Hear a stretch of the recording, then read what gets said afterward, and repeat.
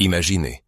Il existait un Dieu dont la puissance pouvait rivaliser avec celle de Yahvé, mais son nom fut effacé des textes sacrés. Une divinité africaine, enveloppée d'un voile de mystère, possédant la force et la sagesse des ancêtres, qui osa défier la suprématie du Dieu d'Israël. Se pourrait-il que les Saintes Écritures aient été éditées, falsifiées et réécrites pour dissimuler son existence même? Ou bien des vérités profondes sont-elles enfouies sous des couches de siècles, des vérités capables de bouleverser tout ce qui a été proclamé depuis les chaires, les autels et les pages des livres religieux? Cette histoire aborde l'un des secrets les plus profonds de la Bible, un phénomène qui défie la logique, la théologie traditionnelle et le silence millénaire des institutions religieuses. C'est un secret où s'entremêlent la spiritualité africaine, la censure biblique et la dissimulation délibérée d'un nom sacré.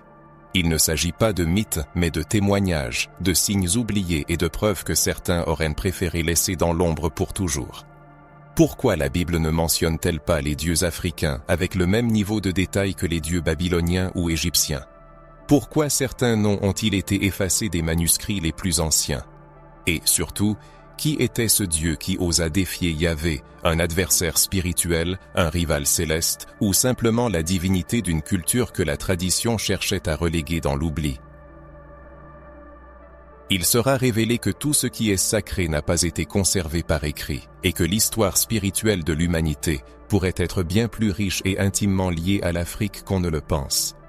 Il s'agira de regarder les choses familières sous un nouvel angle, de voir ce qui a toujours été devant nos yeux, mais caché entre les lignes. Ce qui a été effacé pourrait s'avérer plus significatif que ce qui a été conservé. Et quand il deviendra clair qui était ce Dieu oublié et pourquoi il fut banni des Écritures, peut-être que l'ancienne perception de la Bible ne sera plus jamais la même. Si ce sujet touche à des croyances établies, apprises dès l'enfance, alors il est temps pour de nouvelles découvertes, de remettre en question ce qui a toujours été accepté comme une vérité absolue. Peut-être avez-vous déjà entendu parler d'un Dieu africain effacé des Écritures, ou que certaines connaissances ont été censurées pour protéger un récit dominant. Une lecture superficielle de la Bible donne l'impression que le monde spirituel est exclusivement centré sur Israël, Yahvé et ses prophètes. Cependant, derrière les textes sacrés se cache une autre histoire, une présence tacite mais puissante. L'Afrique biblique. Et quand on parle de l'Afrique dans les Écritures, il ne s'agit pas seulement d'une position géographique, mais aussi d'une influence spirituelle, d'une origine divine, de royaumes qui non seulement coexistaient avec Israël, mais avaient aussi leur propre Dieu, prophètes et codes de sagesse millénaire. Prenons l'exemple de la région de Couche, mentionnée à plusieurs reprises dans la Bible. Couche s'étendait au-delà du Soudan et de l'Éthiopie actuelle. Dans le livre de la Genèse, la rivière qui prend sa source en Éden arrosait la terre de Couche, ce qui indique déjà sa signification spirituelle. Ce n'est pas une simple mention accidentelle. Chaque nom cité dans les Écritures a une signification profonde. Et la mention de l'Afrique témoigne que sa présence était ressentie et inspirait le respect.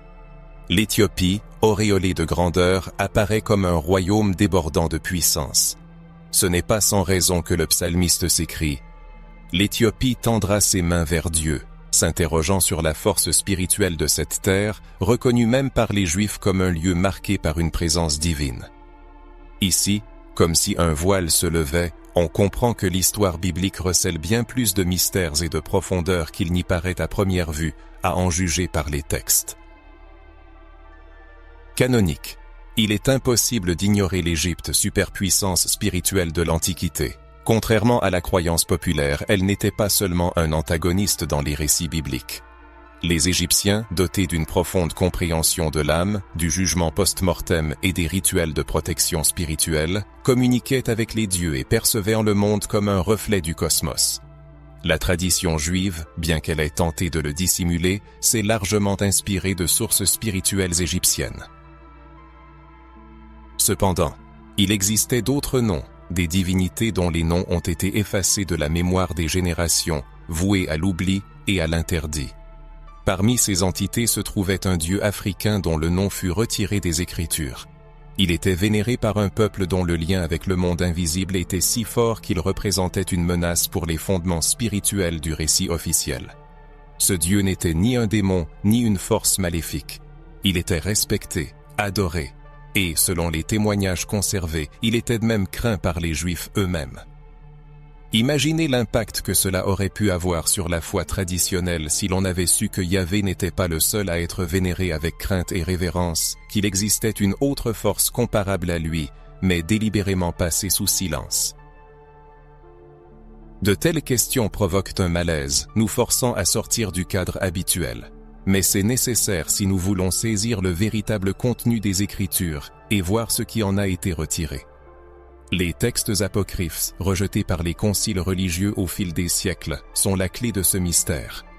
Les livres d'Enoch, des Jubilés et même les manuscrits de la mer morte contiennent des allusions à une réalité spirituelle bien plus vaste que celle présentée dans les sources officielles. Certains de ces écrits parlent d'entités de lumière n'appartenant pas au ciel d'Israël, d'autres mentionnent des forces antiques qui régnaient sur les peuples avant même Abraham. Et c'est ici que nous abordons le point le plus délicat. Nombre de ces entités sont liées à l'Afrique. Les cultures voisines, telles que les Nubiens, les Cananéens du Sud et les Égyptiens eux-mêmes, Les traditions orales, les symboles et les découvertes archéologiques témoignent de l'existence d'un culte qui s'étendait sur toute la région du Nil jusqu'à l'extrémité sud de l'Éthiopie. C'était un culte silencieux mais persistant, qui honorait un être de justice, de feu, de guerre, mais aussi de sagesse. Des caractéristiques qui, par une étrange coïncidence, sont attribuées à Yahvé dans ses manifestations les plus redoutables.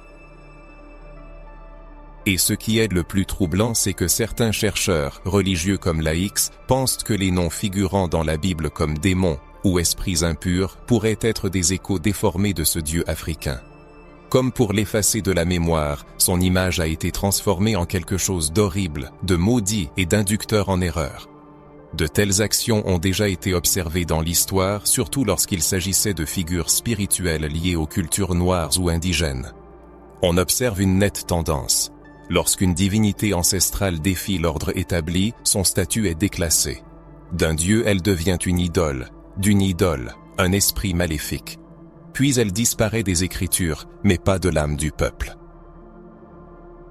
C'est pourquoi, encore aujourd'hui dans les recoins secrets de l'Afrique et même dans les Caraïbes, on peut rencontrer des cultes clandestins qui préservent précieusement le souvenir de cette entité mystérieuse.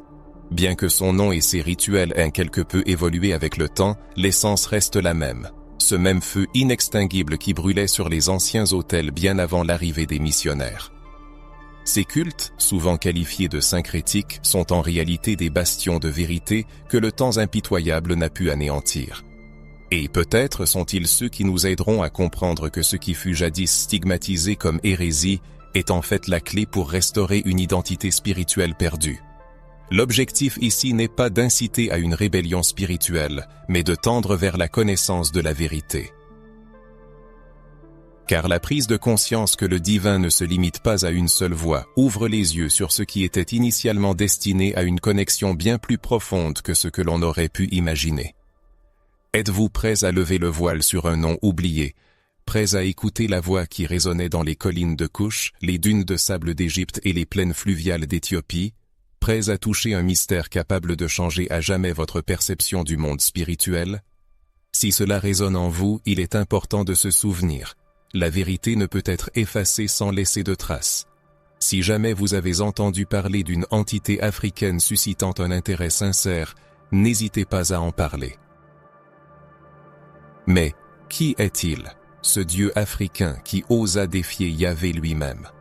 Quelle puissance inouïe devait posséder cette entité pour que les scribes, les prêtres et les théologiens décident à l'unanimité d'effacer son nom des Saintes Écritures?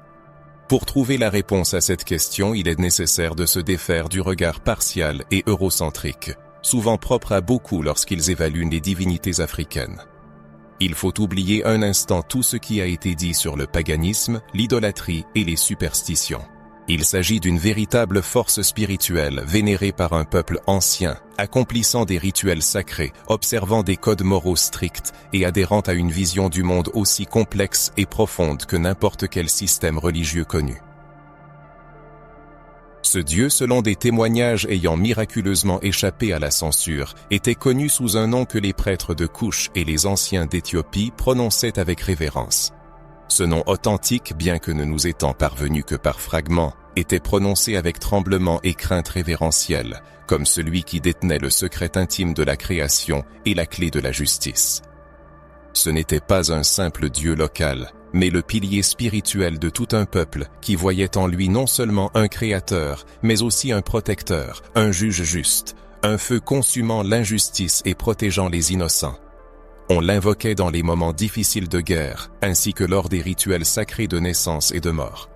Sa présence était appelée par des chants, des symboles géométriques complexes et d'anciennes inscriptions rupestres qui, encore aujourd'hui, restent sans l'attention due de la part des archéologues traditionnels. Les légendes, transmises oralement par les peuples habitant les rives du Nil, racontent que ce dieu marchait parmi les hommes, non sous l'apparence d'un monstre, mais entouré d'une aura si puissante que l'œil humain ne pouvait supporter longtemps son éclat. Il était représenté avec des traits humains, mais avec une peau de couleur d'aile de corbeau et un souffle ardent, semblable au vent brûlant du Sahara, s'échappait de sa bouche. Certains affirmaient qu'il maîtrisait toutes les langues du monde simultanément, d'autres que sa seule voix faisait tomber les ennemis à genoux. Il était le symbole de la souveraineté africaine dans la sphère spirituelle et, en même temps, un être qui enseignait aux hommes à vivre en harmonie, à honorer l'intégrité et à respecter les cycles éternels de la nature. Il est frappant de constater à quel point de nombreux traits de cette divinité font écho aux caractéristiques attribuées à Yahvé dans la Bible. Un feu dévorant, une voix tonitruante, des yeux omniscients, une présence inspirant la crainte. Ce n'est pas une simple coïncidence. Les cultures sémitiques et africaines échangeaient constamment des idées, et il est fort probable que les conceptions du divin se soient croisées, mélangées et même affrontées. Cependant, tandis que Yahvé a consolidé sa domination à travers la tradition juive, cet autre Dieu a été voué à l'oubli. Peut-être cela est-il dû au fait qu'il représentait une menace pour le contrôle doctrinal que les scribes cherchaient à établir. Contrairement aux temples monumentaux égyptiens, le culte de ce dieu africain se déroulait sur des autels ronds à ciel ouvert, en contact direct avec les éléments naturels. Le feu servait de symbole de sa justice, l'eau de sa sagesse, la terre de sa fidélité et l'air du souffle de sa présence invisible. Les rituels étaient menés par des hommes et des femmes, prêtres et prêtresses, chacun possédant une autorité spirituelle. C'était un phénomène révolutionnaire pour l'époque, car la plupart des religions patriarcales de la région excluaient le principe féminin des rôles spirituels centraux. Au cours des cérémonies, aucun sacrifice sanglant n'était offert. Au lieu de cela, des chants, des danses et des parfums d'encens naturels étaient élevés. On croyait que ce Dieu était réjoui par le son de la sincérité, la pureté des intentions et le rythme des ancêtres. Il ne demandait pas la peur de la douleur, mais la révérence envers la connexion. Ce culte prêchait que chaque être humain porte en lui une étincelle divine, et que le but de la vie est d'éveiller cette étincelle pour coopérer avec l'harmonie du cosmos. Réfléchissez à la résonance avec le concept de l'image et de la ressemblance de Dieu décrit dans le livre de la Genèse. Cette doctrine n'aurait-elle pas pénétré discrètement les fondements de la foi judéo-chrétienne ? Les légendes racontent que ce Dieu apparaissait au chef de son peuple dans des rêves, des visions et même des phénomènes naturels inexpliqués. Les traditions orales ont conservé des récits d'éclairs descendant du ciel et laissant des traces sur le sol, de voix résonnant de nulle part dans le désert, d'animaux sauvages s'inclinant avec révérence pendant les rituels. Pour beaucoup, ces histoires ne sont que des mythes. Mais que se passerait-il si ce n'étaient que des souvenirs d'une présence réelle, supprimée par crainte de ce qu'elle pouvait représenter? En comparant ce Dieu à d'autres figures de la mythologie sémitique, un fait troublant devient évident. Il n'était pas secondaire. Au contraire, à bien des égards, ses actions étaient plus proches d'un peuple plus édifiant, plus spirituel. Alors que Moloch exigeait des sacrifices humains et que Baal était associé à la tempête et à la domination, ce dieu africain était invoqué pour la protection, la justice et la sagesse. Il ne demandait pas de sang, mais de la conscience. Il ne dominait pas par la force, mais enseignait par l'exemple. Pour une culture cherchant à renforcer la peur comme base d'obéissance, c'était inacceptable. Un Dieu qui éveille l'homme au lieu de le soumettre, un Dieu qui partage le pouvoir spirituel avec ses adeptes, représentait une menace. Et c'est peut-être la raison pour laquelle son nom fut effacé des registres officiels. Peut-être les scribes préférèrent-ils le nommer un esprit étrange ou ne le mentionner dans les textes que comme une idole des peuples entourant Israël. Cela pourrait expliquer pourquoi certains noms apparaissent brièvement dans les généalogies puis disparaissent, et pourquoi certains lieux vénérés par les Africains en sont venus à être associés à une malédiction. L'effacement n'était pas seulement littéral, il était symbolique. Supprimer le nom signifiait effacer la mémoire, et effacer la mémoire signifiait empêcher les gens de reconnaître leurs propres racines spirituelles. La mémoire humaine possède une étonnante vitalité, résistant obstinément à l'oubli. Elle trouve refuge dans les anciens rituels, transmis de génération en génération dans des villages reculés, dans les prières émouvantes des anciens qui gardent la sagesse ancestrale, dans les chants mélodieux résonnant dans des langues presque disparues. Et aujourd'hui, cette mémoire peut-être se manifeste à nouveau à travers une curiosité insatiable, une soif de savoir, un désir de dépasser l'ordinaire et de connaître l'inconnu. Car l'esprit de vérité, tel un phénix, ne peut être supprimé pour toujours. Si ce récit résonne en votre âme, s'il ouvre de nouveaux horizons de réflexion que vous n'aviez pas explorés auparavant, sachez que vous avez touché à la quête d'une vérité effacée. Si jamais il vous est arrivé d'entendre parler d'une divinité africaine dont le nom n'est pas mentionné dans les textes sacrés, n'hésitez pas à le prononcer à voix haute. Peut-être d'autres personnes cherchent elles aussi des réponses aux mêmes questions que vous.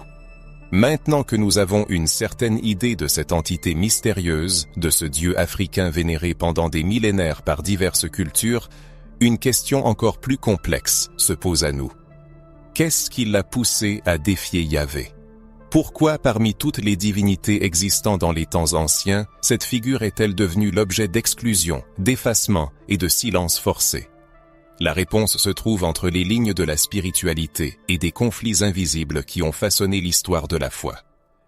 Il ne s'agit pas seulement d'un choc des cultures. Il s'agit d'une profonde confrontation spirituelle aux puissantes répercussions théologiques qui résonnent encore aujourd'hui dans les structures religieuses que nous connaissons. Beaucoup négligent le fait que la Bible n'existe pas dans un vide spirituel.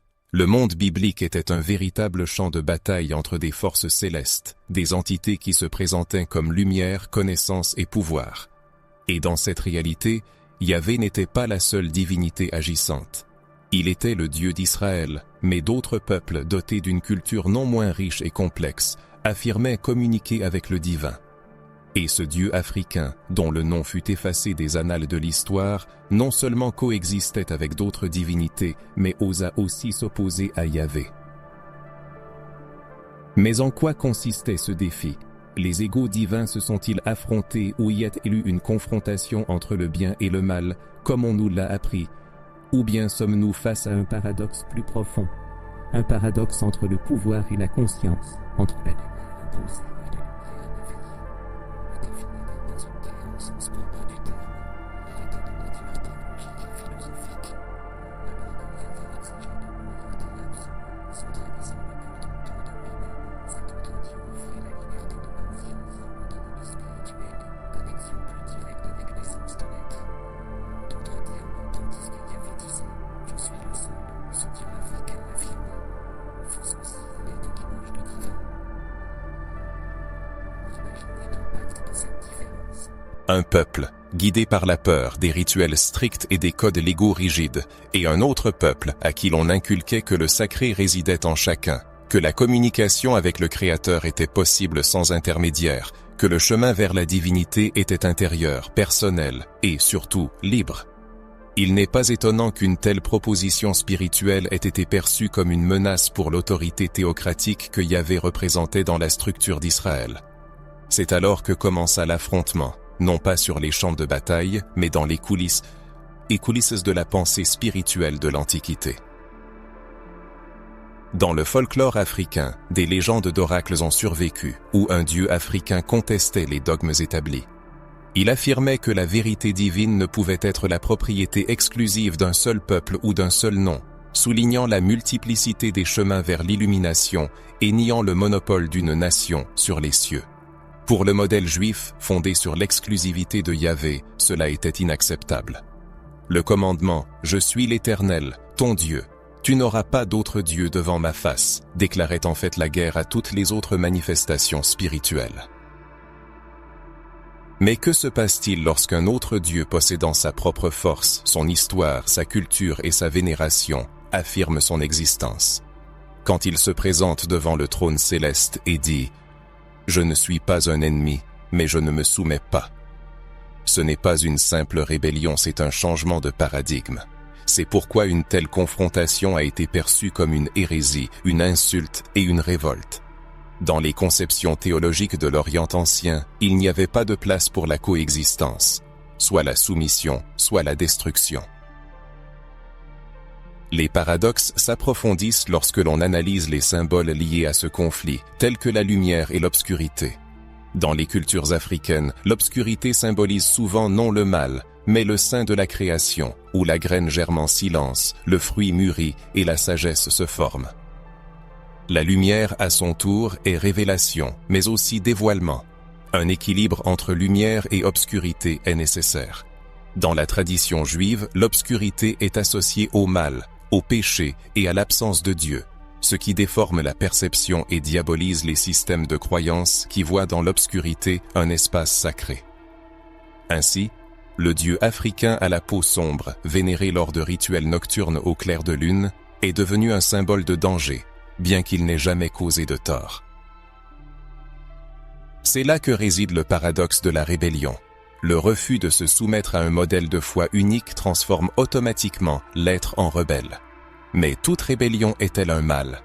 Ou existe-t-il des rébellions provoquées par la nécessité de préserver une vérité spirituelle étouffée? Peut-être le défi de ce Dieu africain n'était-il pas dirigé contre Yahvé, mais contre la tentative humaine de limiter Dieu à une seule image, un seul nom ou une seule doctrine. C'est là l'essence de la question. A-t-il été effacé des Écritures pour avoir menacé Yahvé ou pour avoir menacé le système? Car un Dieu qui appelle les gens à la liberté de pensée, de sentiment et de recherche de la vérité en eux-mêmes affaiblit le pouvoir de ceux qui cherchent à contrôler la foi.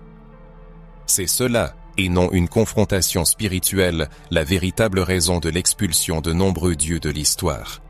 L'affrontement n'était pas visible aux yeux humains, il n'y avait ni armée ni épée, mais des décisions éditoriales, des assemblées de chefs religieux déterminant quels livres resteraient et lesquels seraient brûlés, des traductions qui changeaient les noms, et des manuscrits enfouis.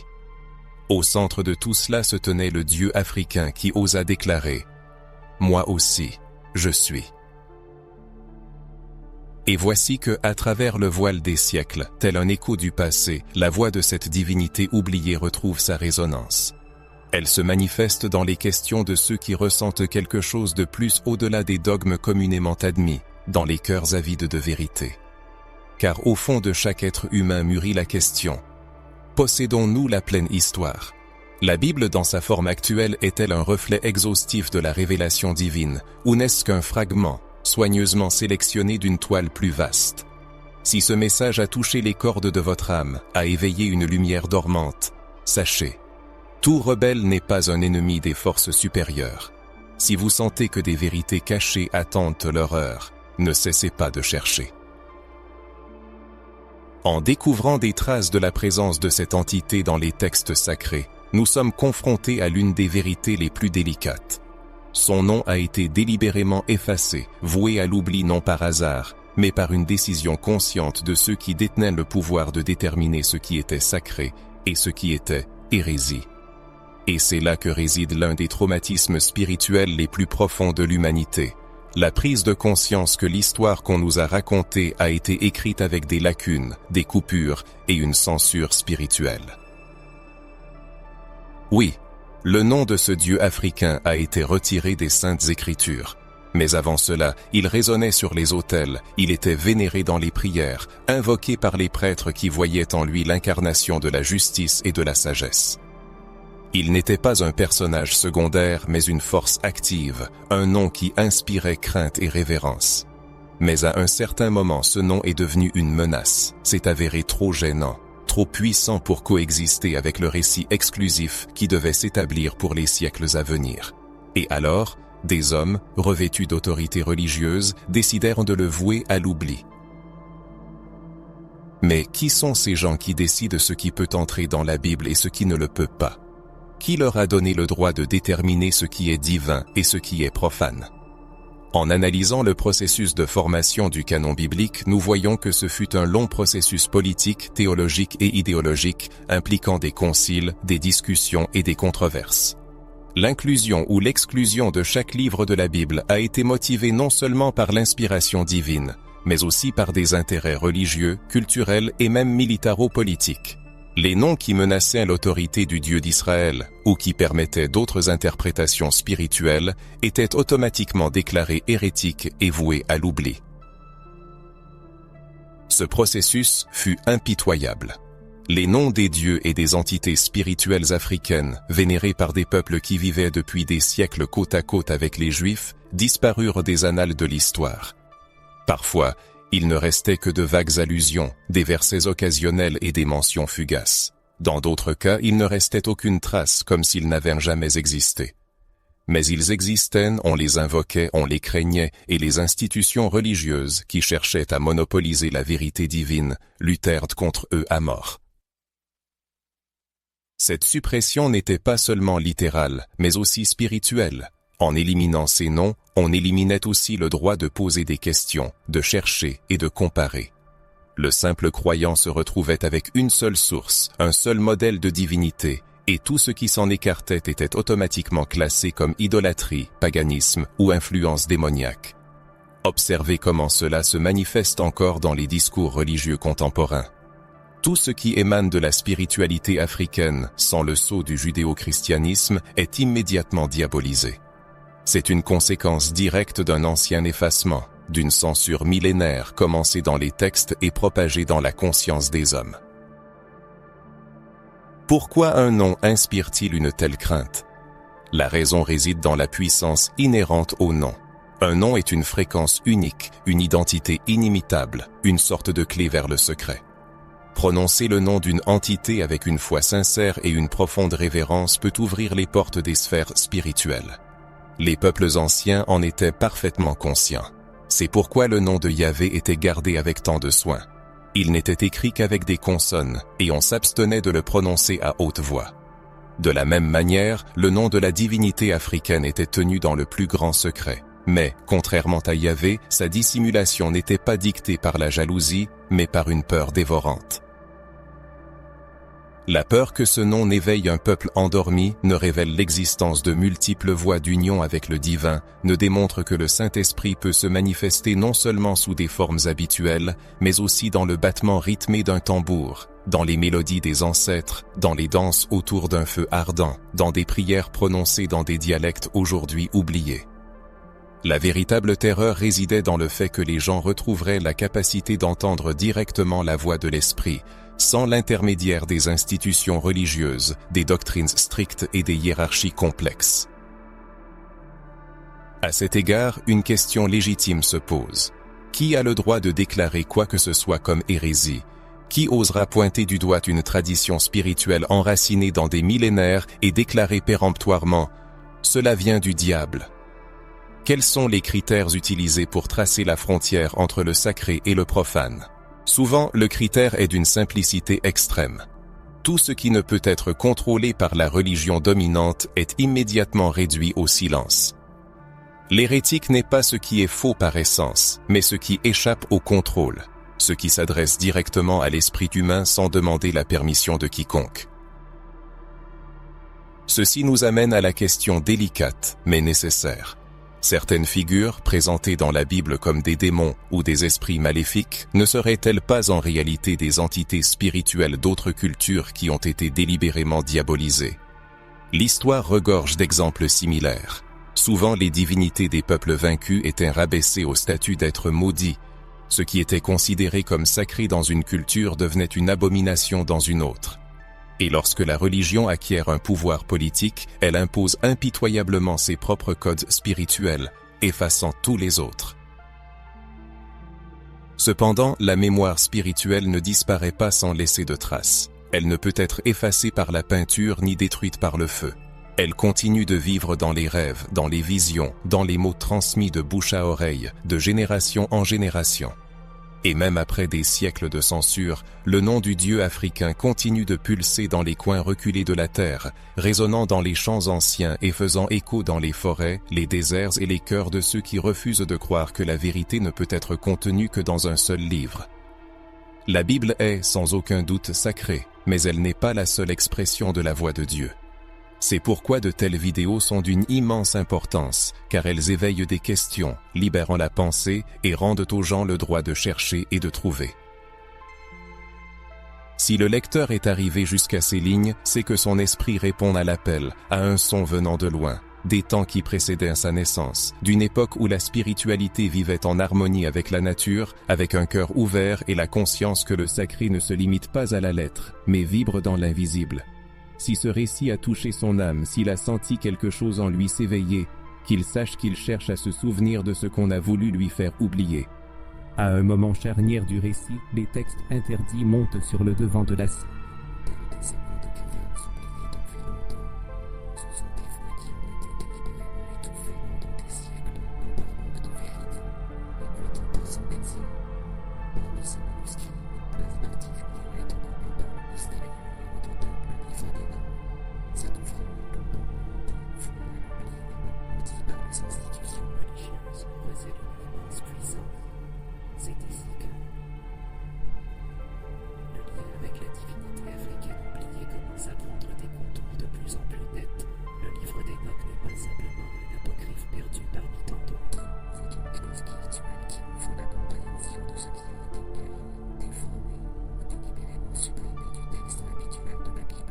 Contrairement aux livres canoniques, il raconte ouvertement l'histoire d'êtres qui ne se sont pas soumis à Yahvé, d'entités célestes descendues sur terre et transmettant directement aux hommes des connaissances spirituelles, sans l'intermédiaire des temples, des lois mosaïques ou de toute autre structure officielle.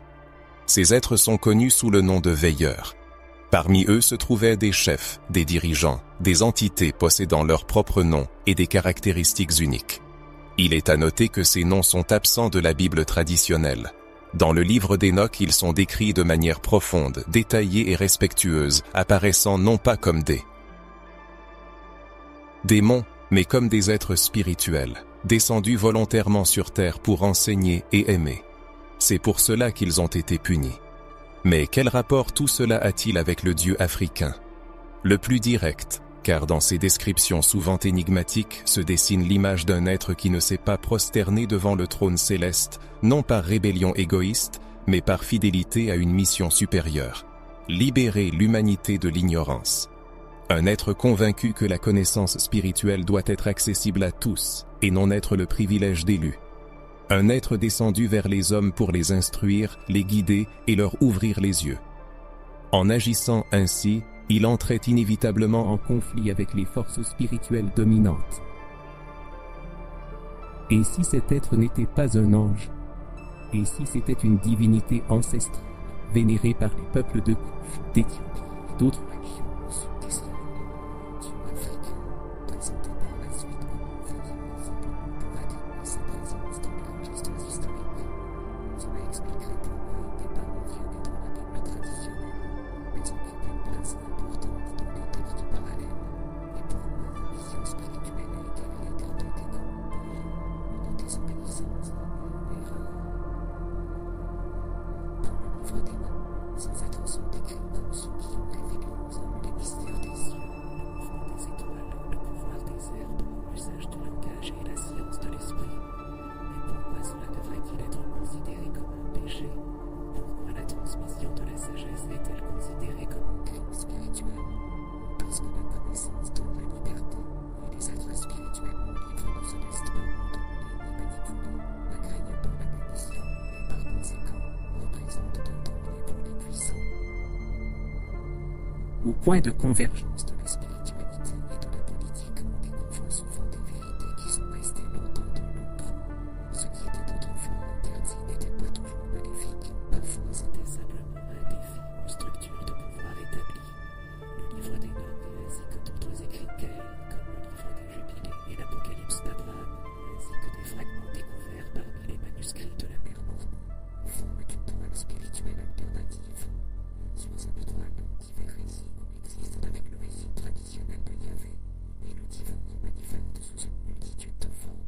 Dans ces textes, on retrouve la présence d'une divinité africaine, dont le nom reste non prononcé, mais dont les traits, les gestes et les missions se reflètent dans les images d'êtres oubliés.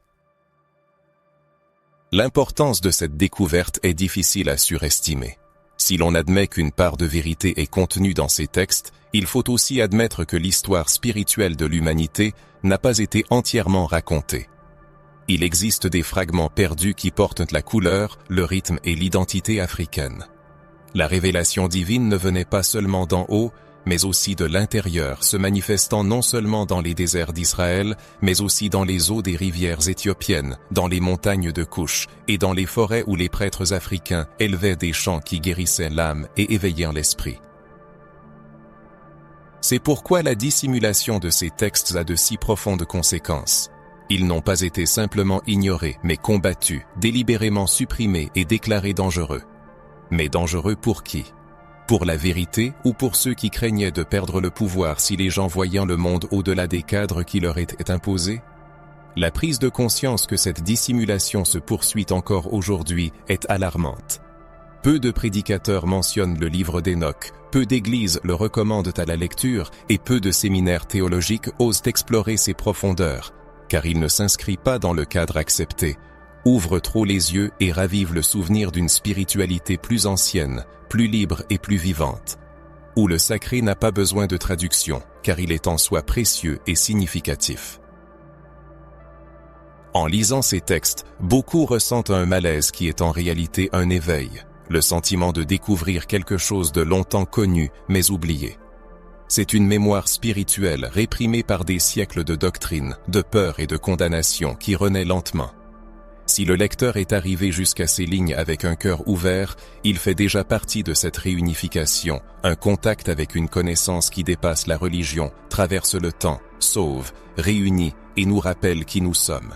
Si une voix intérieure dit « Je le savais déjà », sans même en avoir conscience, c'est l'appel de la vérité qui nous parle par notre nom.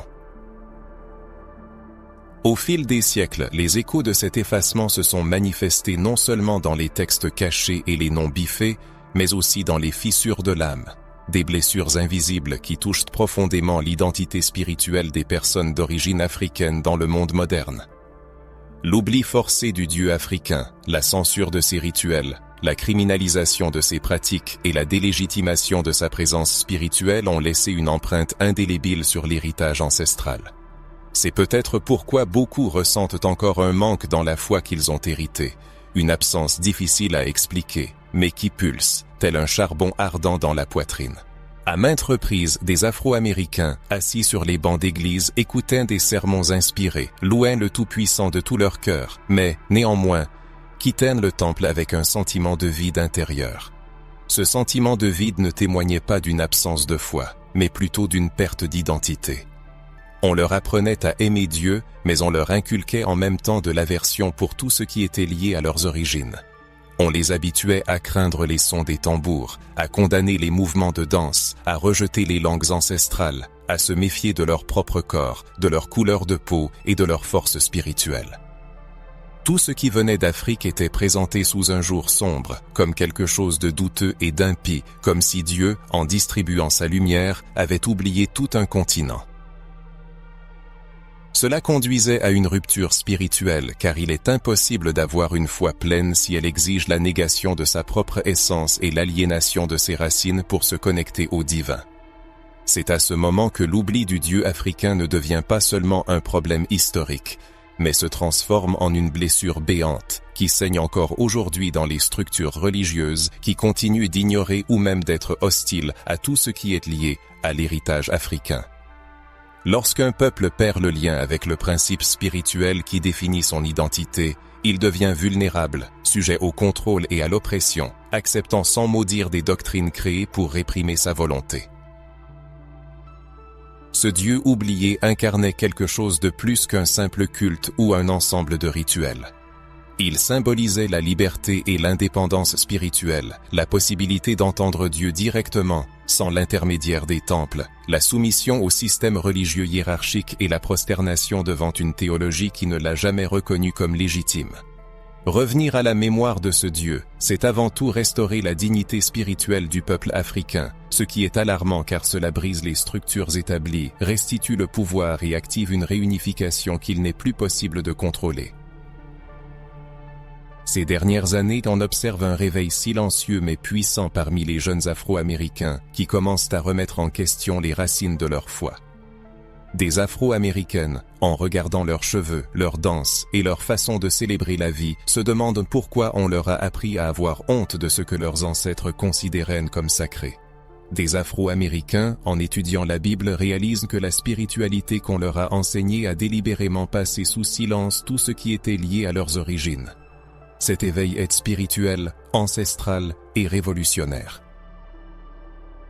La spiritualité d'origine africaine, en se réunifiant, ne remplace pas l'Évangile, mais l'approfondit et le renforce, restitue l'humanité à la foi, et affirme l'homme de Dieu non comme un humble serviteur, mais comme un être spirituel digne et complet, fils légitime de la création, qui n'a pas besoin de nier son histoire pour se réconcilier avec son Père.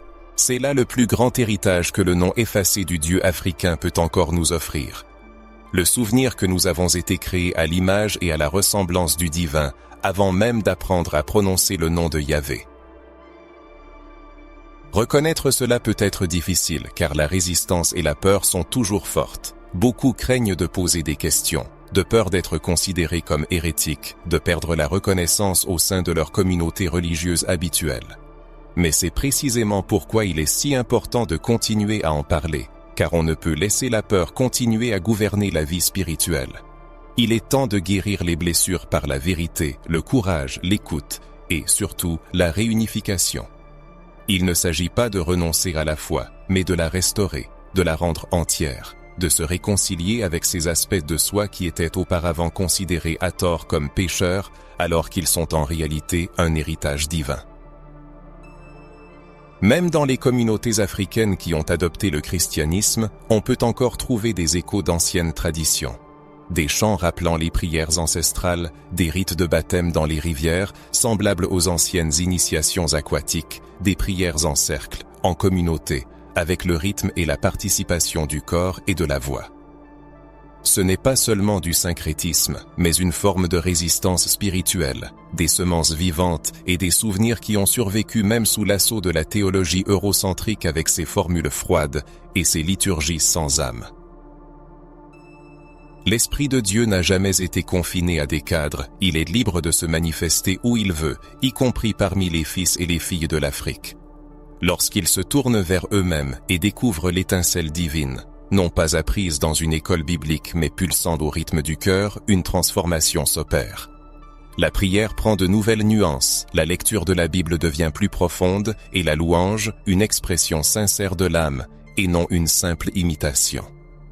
C'est ainsi que l'oubli est surmonté, lorsque l'on ose se souvenir, poser une question, écouter la voix intérieure qui affirme « Toi aussi, tu es un temple, un autel, la demeure du sacré. »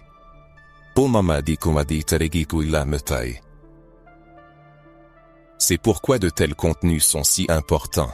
Ils n'offrent pas de réponses toutes faites, mais ouvrent des chemins, ramènent aux origines, réunissent et guérissent.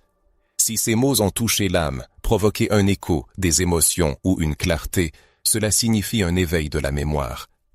Il est important de partager ce message avec ceux qui pourraient en avoir besoin, car le mouvement spirituel n'acquiert de sens que dans l'action collective, et ensemble, nous ne sommes qu'au début du chemin. Après tout ce qui a été dit sur les noms effacés, les écrits censurés, les entités cachées et les souvenirs spirituels violemment refoulés dans l'oubli, nous arrivons à un moment clé, un carrefour spirituel où chacun doit répondre à une question qu'il n'est plus possible d'ignorer. Qu'est-ce qui définit le sacré? Et qui a le droit de décider ce qu'est la révélation et ce qu'est l'hérésie? Pendant des siècles, on nous a appris à accepter sans réserve tout ce qui est contenu entre les couvertures de la Bible. Le doute était considéré comme un péché, l'étude d'autres textes comme une déviation du chemin, et les voix des ancêtres comme une tentation. Mais que se passerait-il si ce chemin était incomplet? Et si on ne nous avait raconté qu'une partie de la vérité, divisant la révélation en deux et n'offrant que la moitié qui était avantageuse pour ceux qui cherchaient à conserver le pouvoir? Une blessure insidieuse s'est enracinée dans la société, infligée par une spiritualité institutionnalisée. Elle affirme qu'il n'existe qu'un seul chemin vers la sainteté, une seule manière d'entendre la voix divine, un unique scénario spirituel correct, tandis que toutes les autres approches sont déclarées hérétiques. Cette vision limitée engendre un fossé, aliénant des millions de personnes qui se sentent coupables de leur intuition, de leurs racines et de leurs questions. Le paradoxe est que nombre de ces personnes rejetées possèdent des dons spirituels profonds, une intuition aiguë et de véritables vocations. Mais on les a convaincus que tout cela était erroné, une déviation ou une manifestation du mal. En conséquence, le peuple est coupé de son essence, de ses racines spirituelles. La question se pose, pourquoi le sacré devrait-il toujours correspondre aux standards européens? Pourquoi les images de la spiritualité sont-elles presque toujours représentées par des personnes blanches aux traits européens, vêtues de vêtements qui ne correspondent pas au climat et à la culture dans lesquels les événements bibliques se sont déroulés? Pourquoi le divin a-t-il été européanisé et uniformisé? À qui profite l'image d'un Jésus aux yeux bleus au lieu d'un Jésus, fils d'une terre chaude, ayant grandi parmi des gens à la peau foncée et à la riche tradition orale? Qu'est-ce que l'hérésie? Est-ce que simplement une question? Est-ce une recherche au-delà des limites établies? Est-ce écouter les voix des anciens de sa lignée spirituelle? Est-ce douter que le Dieu exclu de la Bible canonique ne soit pas une continuation légitime du même esprit que nous appelons aujourd'hui saint?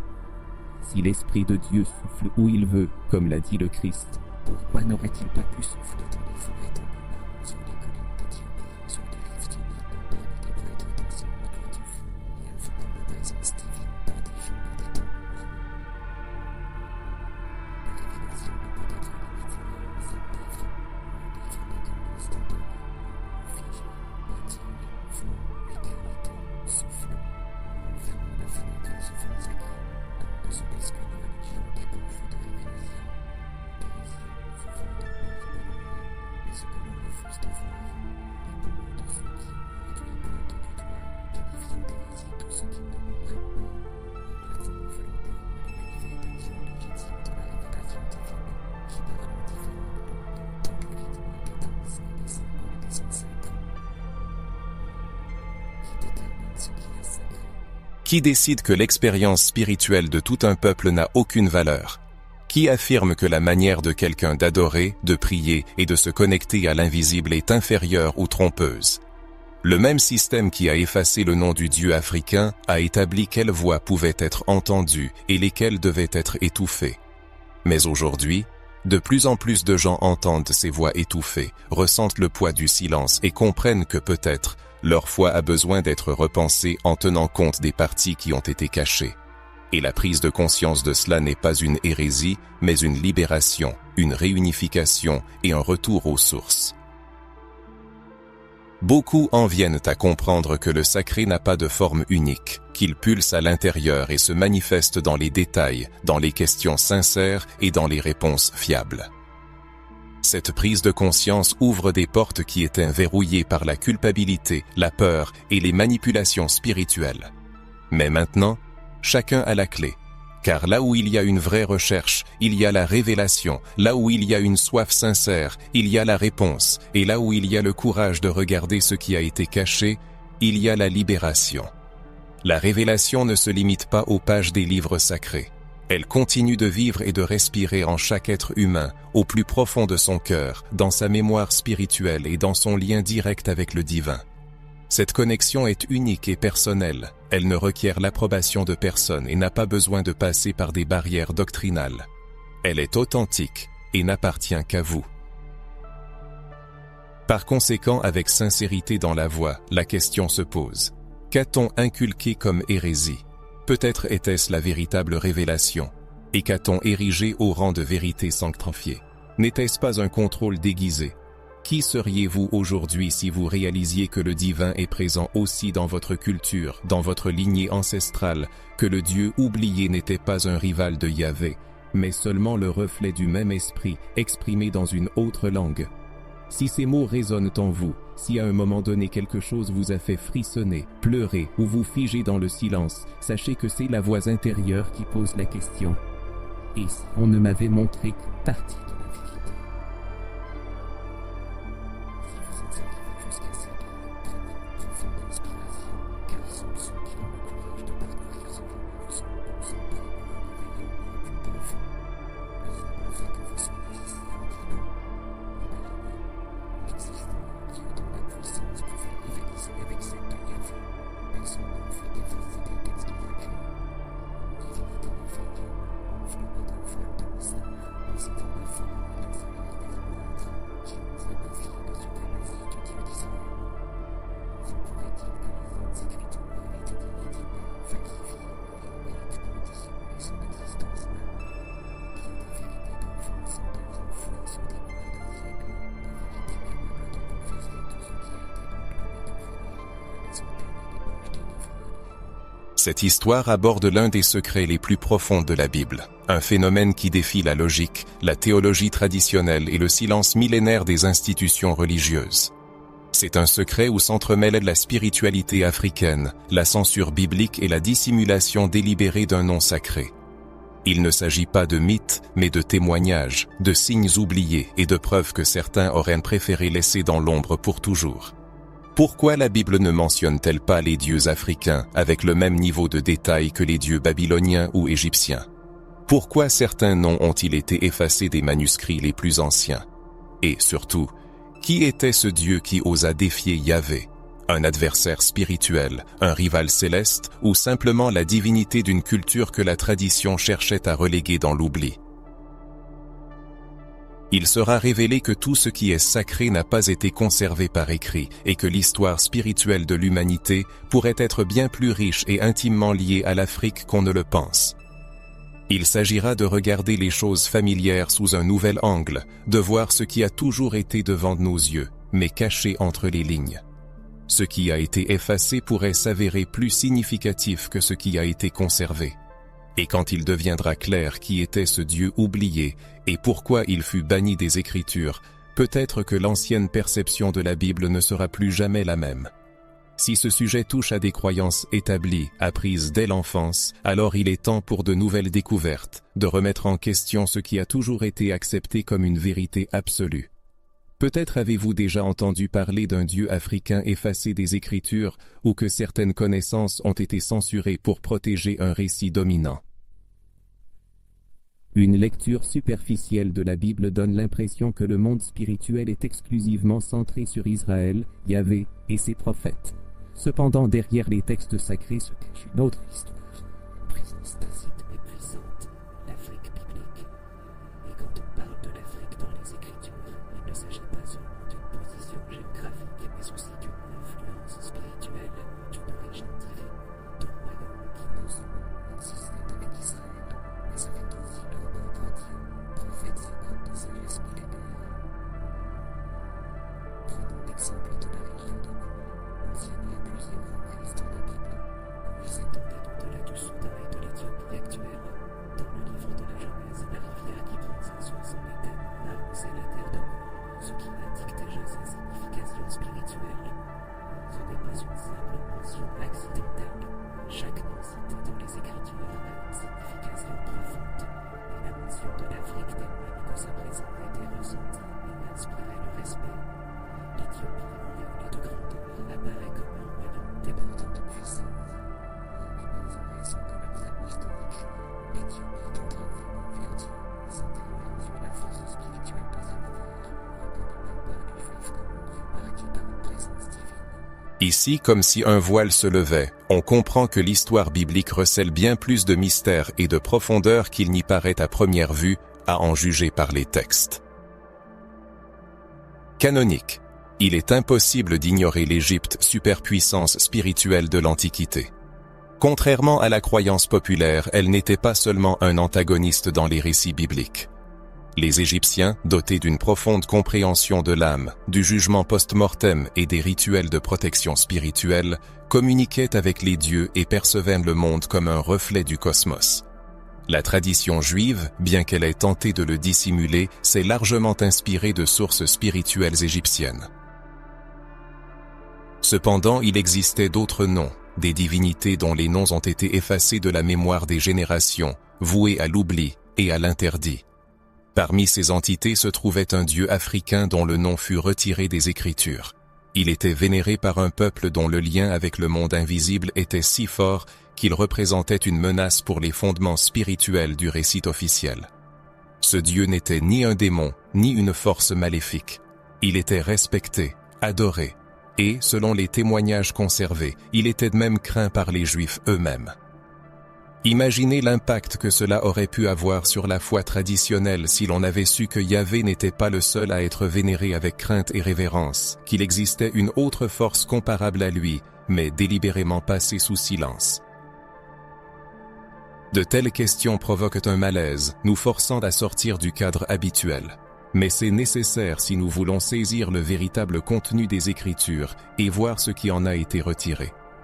Les textes apocryphes, rejetés par les conciles religieux au fil des siècles, sont la clé de ce mystère. Les livres d'Enoch, des Jubilés et même les manuscrits de la Mer Morte contiennent des allusions à une réalité spirituelle bien plus vaste que celle présentée dans les sources officielles. Certains de ces écrits parlent d'entités de lumière n'appartenant pas au ciel d'Israël, d'autres mentionnent des forces antiques qui régnaient sur les peuples avant même Abraham. Et c'est ici que nous apportons le point le plus délicat. Nombre de ces entités sont liées à l'Afrique, les cultures voisines, telles que les Nubiens, les Cananéens du Sud et les Égyptiens. Personne ne peut identifier des noms mythes, mais comme des hommes réels. Les traditions orales, les symboles et les découvertes archéologiques témoignent de l'existence d'un culte qui s'étendait sur toute la région du Nil jusqu'à l'extrémité sud de l'Éthiopie. C'était un culte silencieux mais persistant qui honorait un être de justice, de foi, de guerre, mais aussi de sagesse. Des caractéristiques qui permettent étranges dans l'évidence sont attribuées à Yahvé dans ses manifestations les plus redoutables. Et ce qui est lamentable, c'est que certains chercheurs religieux comme laïcs que les noms figurent dans la Bible comme démons, esprits immondes, pourraient naître des échos déformés de ce dieu africain. Comme pour l'effacer de la mémoire, son image a été transformée en quelque chose d'horrible, de maudit et d'inducteur en erreur. De telles actions ont déjà été observées dans l'histoire, surtout lorsqu'il s'agissait de figures spirituelles liées aux cultures noires ou indigènes. On observe une nette tendance. Lorsqu'une divinité ancestrale défie l'ordre établi, son statut est déclassé.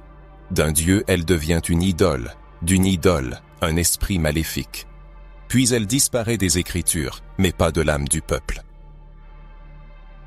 C'est pourquoi encore aujourd'hui, dans les recoins secrets de l'Afrique et même dans les Caraïbes, on peut rencontrer des cultes clandestins qui préservent précieusement le souvenir de cette entité mystérieuse.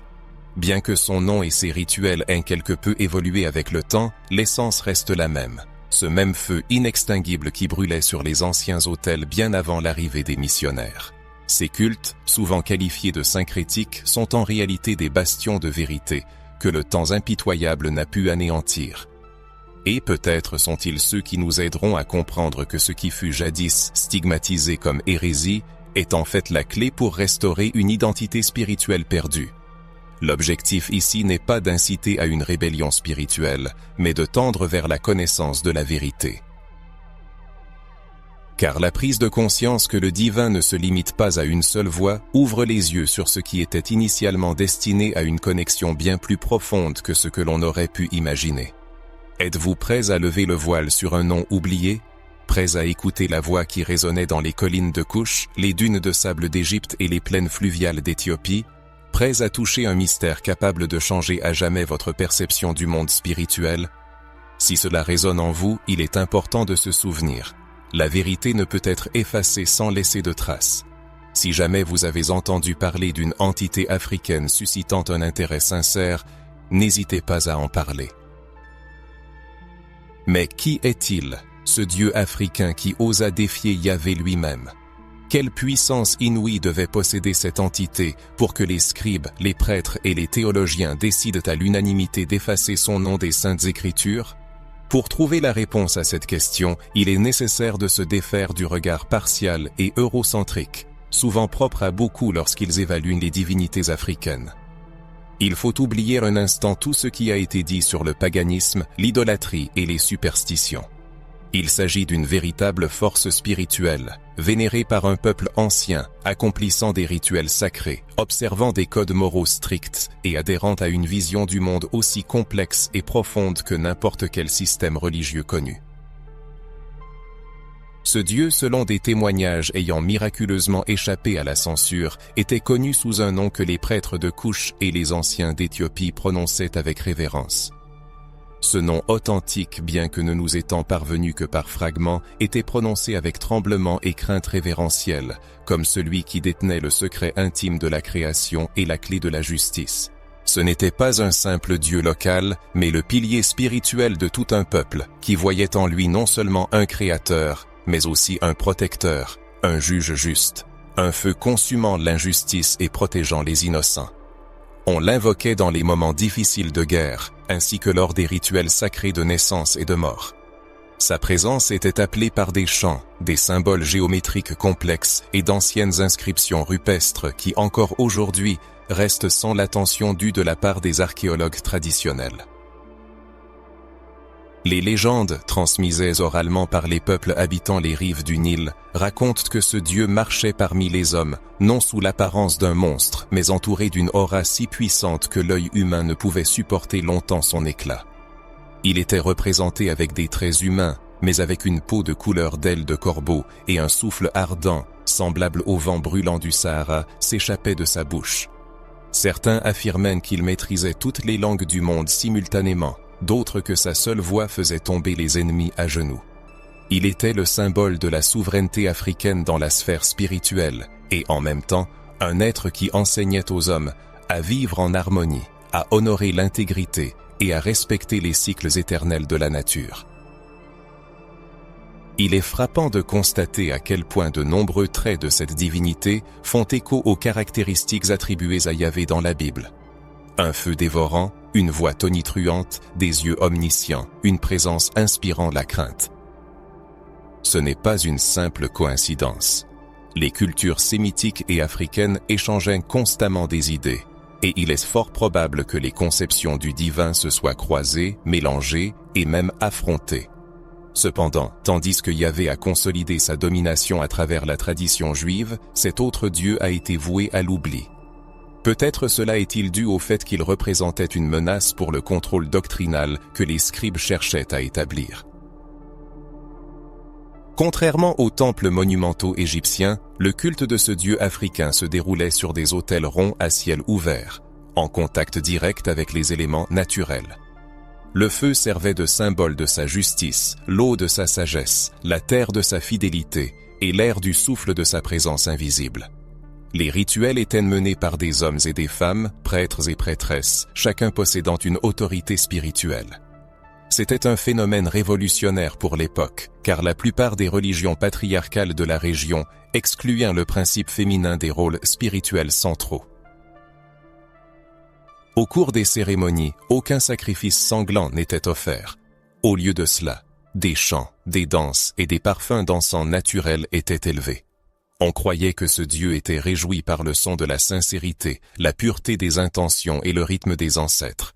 Il ne demandait pas la peur de la douleur, mais la révérence envers la connexion. Ce culte prêchait que chaque être humain porte en lui une étincelle divine, et que le but de la vie est d'éveiller cette étincelle pour coopérer avec l'harmonie du cosmos. Réfléchissez à la résonance avec le concept de l'image et de la ressemblance de Dieu décrit dans le livre de la Genèse. Cette doctrine n'aurait-elle pas pénétré discrètement les fondements de la foi judéo-chrétienne? Les légendes racontent que ce Dieu apparaissait au chef de son peuple dans des rêves, des visions et même des phénomènes naturels inexpliqués. Les traditions orales ont conservé des récits d'éclairs descendant du ciel et laissant des traces sur le sol, de voix résonnant de nulle part dans le désert, d'animaux sauvages s'inclinant avec révérence pendant les rituels. Pour beaucoup, ces histoires ne sont que des mythes. Mais que se passerait-il si ce n'étaient que des souvenirs d'une présence réelle, supprimés par crainte de ce qu'elle pouvait représenter? En comparant ce Dieu à d'autres figures de la mythologie sémitique, un fait troublant devient évident. Il n'était pas secondaire. Au contraire, à bien des égards, ses actions étaient plus proches d'un peuple plus édifiant, plus spirituel. Alors que Moloch exigeait des sacrifices humains et que Baal était associé à la tempête et à la domination, ce dieu africain était invoqué pour la protection, la justice et la sagesse. Il ne demandait pas de sang, mais de la conscience. Il ne dominait pas par la force, mais enseignait par l'exemple. Pour une culture cherchant à renforcer la peur comme base d'obéissance, c'était inacceptable. Un Dieu qui éveille l'homme au lieu de le soumettre, un Dieu qui partage le pouvoir spirituel avec ses adeptes représentait une menace. Et c'est peut-être la raison pour laquelle son nom fut effacé des registres officiels. Peut-être les scribes préférèrent-ils le nommer un esprit étrange ou ne le mentionner dans les textes que comme une idole des peuples entourant Israël. Cela pourrait expliquer pourquoi certains noms apparaissent brièvement dans les généalogies, puis disparaissent, et pourquoi certains lieux vénérés par les Africains en sont venus à être associés à une malédiction. L'effacement n'était pas seulement littéral, il était symbolique. Supprimer le nom signifiait effacer la mémoire, et effacer la mémoire signifiait empêcher les gens de reconnaître leurs propres racines spirituelles. La mémoire humaine possède une étonnante vitalité, résistant obstinément à l'oubli. Elle trouve refuge dans les anciens rituels, transmis de génération en génération dans des villages reculés, dans les prières émouvantes des anciens qui gardent la sagesse ancestrale, dans les chants mélodieux résonnant dans des langues presque disparues.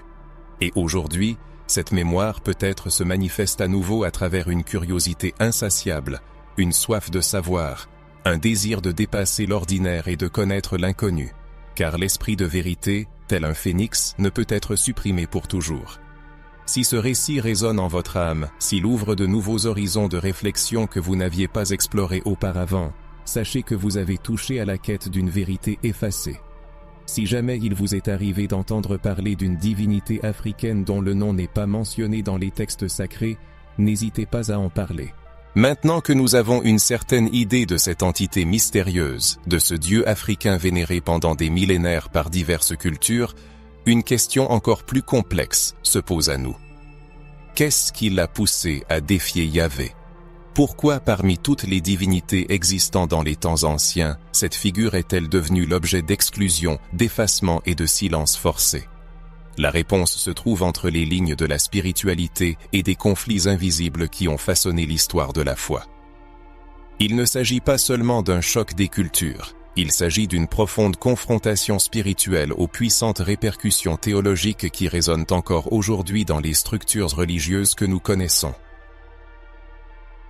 Beaucoup négligent le fait que la Bible n'existe pas dans un vide spirituel. Le monde biblique était un véritable champ de bataille entre des forces célestes, des entités qui se présentaient comme lumière, connaissance et pouvoir. Et dans cette réalité, Yahvé n'était pas la seule divinité agissante. Il était le Dieu d'Israël, mais d'autres peuples, dotés d'une culture non moins riche et complexe, affirmaient communiquer avec le divin. Et ce Dieu africain, dont le nom fut effacé des annales de l'histoire, non seulement coexistait avec d'autres divinités, mais osa aussi s'opposer à Yahvé. Mais en quoi consistait ce défi? Les égos divins se sont-ils affrontés ou y a-t-il eu une confrontation entre le bien et le mal, comme on nous l'a appris? Ou bien sommes-nous face à un paradoxe plus profond?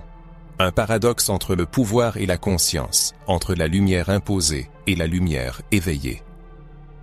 Le défi n'était pas une guerre au sens propre du terme. Il était de nature théologique et philosophique. Alors que Yahvé exigeait une loyauté absolue, centralisant le culte autour de lui-même, cet autre Dieu offrait la liberté de conscience, l'autonomie spirituelle et une connexion plus directe avec l'essence de l'être. En d'autres termes, tandis que Yahvé disait « Je suis le seul », ce Dieu africain affirmait « Vous aussi êtes l'image du divin ». Imaginez l'impact de cette différence. Un peuple guidé par la peur, des rituels stricts et des codes légaux rigides, et un autre peuple à qui l'on inculquait que le sacré résidait en chacun, que la communication avec le Créateur était possible sans intermédiaire, que le chemin vers la divinité était intérieur, personnel et surtout libre. Il n'est pas étonnant qu'une telle proposition spirituelle ait été perçue comme une menace pour l'autorité théocratique que Yahvé représentait dans la structure d'Israël. C'est alors que commença l'affrontement, non pas sur les champs de bataille, mais dans les coulisses de la pensée spirituelle de l'Antiquité. Dans le folklore africain, des légendes d'oracles ont survécu, où un dieu africain contestait les dogmes établis. Il affirmait que la vérité divine ne pouvait être la propriété exclusive d'un seul peuple ou d'un seul nom, soulignant la multiplicité des chemins vers l'illumination et niant le monopole d'une nation sur les cieux. Pour le modèle juif, fondé sur l'exclusivité de Yahvé, cela était inacceptable. Le commandement « Je suis l'Éternel, ton Dieu ». « Tu n'auras pas d'autre Dieu devant ma face » déclarait en fait la guerre à toutes les autres manifestations spirituelles. Mais que se passe-t-il lorsqu'un autre Dieu possédant sa propre force, son histoire, sa culture et sa vénération affirme son existence? Quand il se présente devant le trône céleste et dit « Je ne suis pas un ennemi, mais je ne me soumets pas ». Ce n'est pas une simple rébellion, c'est un changement de paradigme. C'est pourquoi une telle confrontation a été perçue comme une hérésie, une insulte et une révolte. Dans les conceptions théologiques de l'Orient ancien, il n'y avait pas de place pour la coexistence, soit la soumission, soit la destruction. Les paradoxes s'approfondissent lorsque l'on analyse les symboles liés à ce conflit, tels que la lumière et l'obscurité. Dans les cultures africaines, l'obscurité symbolise souvent non le mal, mais le sein de la création, où la graine germe en silence, le fruit mûrit et la sagesse se forme. La lumière, à son tour, est révélation, mais aussi dévoilement. Un équilibre entre lumière et obscurité est nécessaire. Dans la tradition juive, l'obscurité est associée au mal, au péché et à l'absence de Dieu, ce qui déforme la perception et diabolise les systèmes de croyance qui voient dans l'obscurité un espace sacré. Ainsi, le dieu africain à la peau sombre, vénéré lors de rituels nocturnes au clair de lune, est devenu un symbole de danger, bien qu'il n'ait jamais causé de tort. C'est là que réside le paradoxe de la rébellion. Le refus de se soumettre à un modèle de foi unique transforme automatiquement l'être en rebelle. Mais toute rébellion est-elle un mal? Ou existe-t-il des rébellions provoquées par la nécessité de préserver une vérité spirituelle étouffée?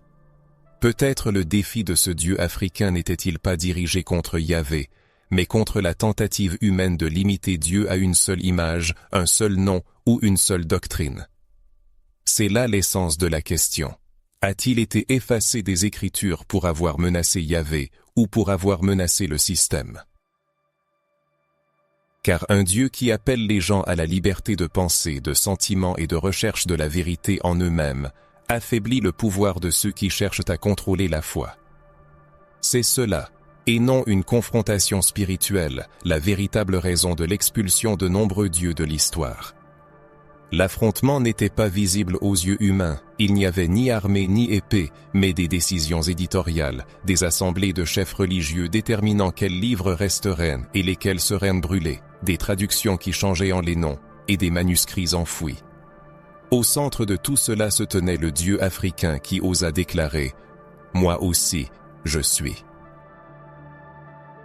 Et voici que, à travers le voile des siècles, tel un écho du passé, la voix de cette divinité oubliée retrouve sa résonance. Elle se manifeste dans les questions de ceux qui ressentent quelque chose de plus au-delà des dogmes communément admis, dans les cœurs avides de vérité. Car au fond de chaque être humain mûrit la question: possédons-nous la pleine histoire? La Bible dans sa forme actuelle est-elle un reflet exhaustif de la révélation divine ou n'est-ce qu'un fragment, soigneusement sélectionné d'une toile plus vaste? Si ce message a touché les cordes de votre âme, a éveillé une lumière dormante, sachez, toute rebelle n'est pas un ennemi des forces supérieures. Si vous sentez que des vérités cachées attendent leur heure, ne cessez pas de chercher. En découvrant des traces de la présence de cette entité dans les textes sacrés, nous sommes confrontés à l'une des vérités les plus délicates. Son nom a été délibérément effacé, voué à l'oubli non par hasard, mais par une décision consciente de ceux qui détenaient le pouvoir de déterminer ce qui était sacré et ce qui était hérésie. Et c'est là que réside l'un des traumatismes spirituels les plus profonds de l'humanité. La prise de conscience que l'histoire qu'on nous a racontée a été écrite avec des lacunes, des coupures et une censure spirituelle. Oui, le nom de ce Dieu africain a été retiré des Saintes Écritures, mais avant cela, il résonnait sur les autels, il était vénéré dans les prières, invoqué par les prêtres qui voyaient en lui l'incarnation de la justice et de la sagesse. Il n'était pas un personnage secondaire, mais une force active, un nom qui inspirait crainte et révérence. Mais à un certain moment, ce nom est devenu une menace. C'est avéré trop gênant, trop puissant pour coexister avec le récit exclusif qui devait s'établir pour les siècles à venir. Et alors, des hommes, revêtus d'autorité religieuse, décidèrent de le vouer à l'oubli. Mais qui sont ces gens qui décident ce qui peut entrer dans la Bible et ce qui ne le peut pas? Qui leur a donné le droit de déterminer ce qui est divin et ce qui est profane? En analysant le processus de formation du canon biblique, nous voyons que ce fut un long processus politique, théologique et idéologique, impliquant des conciles, des discussions et des controverses. L'inclusion ou l'exclusion de chaque livre de la Bible a été motivée non seulement par l'inspiration divine, mais aussi par des intérêts religieux, culturels et même militaro-politiques. Les noms qui menaçaient l'autorité du Dieu d'Israël ou qui permettaient d'autres interprétations spirituelles étaient automatiquement déclarés hérétiques et voués à l'oubli. Ce processus fut impitoyable. Les noms des dieux et des entités spirituelles africaines, vénérés par des peuples qui vivaient depuis des siècles côte à côte avec les Juifs, disparurent des annales de l'histoire. Parfois, il ne restait que de vagues allusions, des versets occasionnels et des mentions fugaces. Dans d'autres cas, il ne restait aucune trace, comme s'ils n'avaient jamais existé. Mais ils existaient, on les invoquait, on les craignait, et les institutions religieuses qui cherchaient à monopoliser la vérité divine luttèrent contre eux à mort. Cette suppression n'était pas seulement littérale, mais aussi spirituelle. En éliminant ces noms, on éliminait aussi le droit de poser des questions, de chercher et de comparer. Le simple croyant se retrouvait avec une seule source, un seul modèle de divinité, et tout ce qui s'en écartait était automatiquement classé comme idolâtrie, paganisme ou influence démoniaque. Observez comment cela se manifeste encore dans les discours religieux contemporains. Tout ce qui émane de la spiritualité africaine, sans le sceau du judéo-christianisme, est immédiatement diabolisé. C'est une conséquence directe d'un ancien effacement, d'une censure millénaire commencée dans les textes et propagée dans la conscience des hommes. Pourquoi un nom inspire-t-il une telle crainte?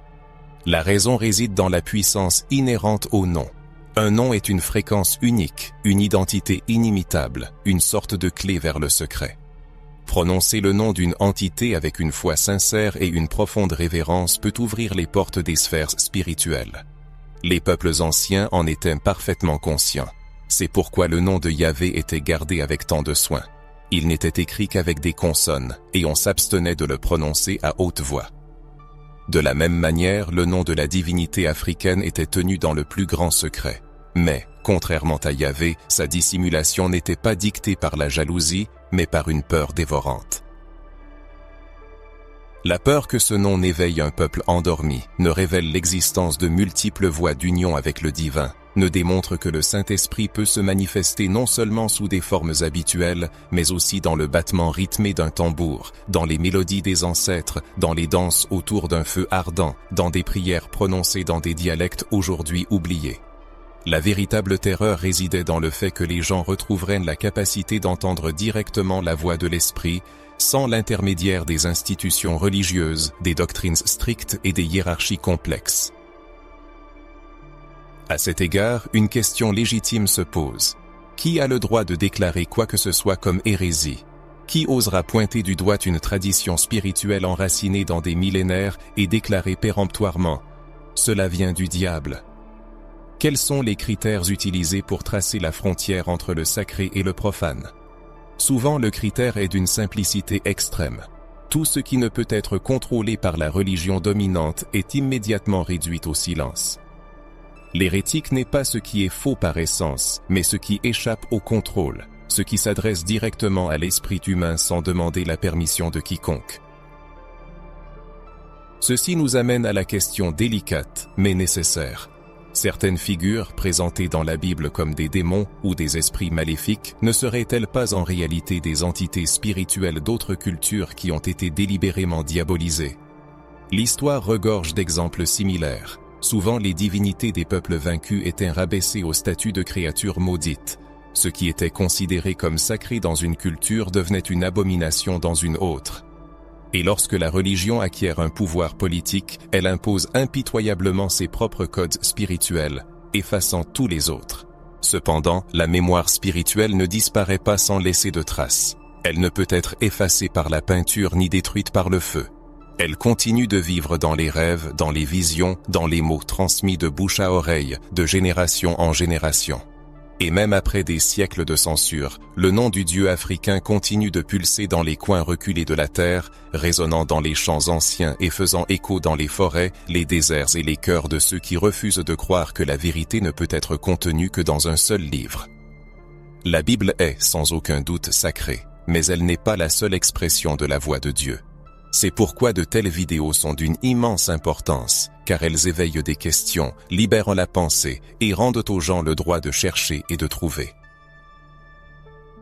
Si le lecteur est arrivé jusqu'à ces lignes, c'est que son esprit répond à l'appel, à un son venant de loin, des temps qui précédaient sa naissance, d'une époque où la spiritualité vivait en harmonie avec la nature, avec un cœur ouvert et la conscience que le sacré ne se limite pas à la lettre, mais vibre dans l'invisible. Si ce récit a touché son âme, s'il a senti quelque chose en lui s'éveiller, qu'il sache qu'il cherche à se souvenir de ce qu'on a voulu lui faire oublier. Dans un moment charnière du récit, les textes interdits montent sur le devant de la scène, tels des échos de cavernes oubliées depuis longtemps. Ce sont des voix qui ont été délibérément étouffées pendant des siècles, non par manque de vérité, mais plutôt par son excès. Parmi ces manuscrits, une place particulière est occupée par le mystérieux et redoutable livre d'Enoch. Cet ouvrage, longtemps rejeté, voué à l'oubli et même maudit par les institutions religieuses, recèle une immense puissance. C'est ici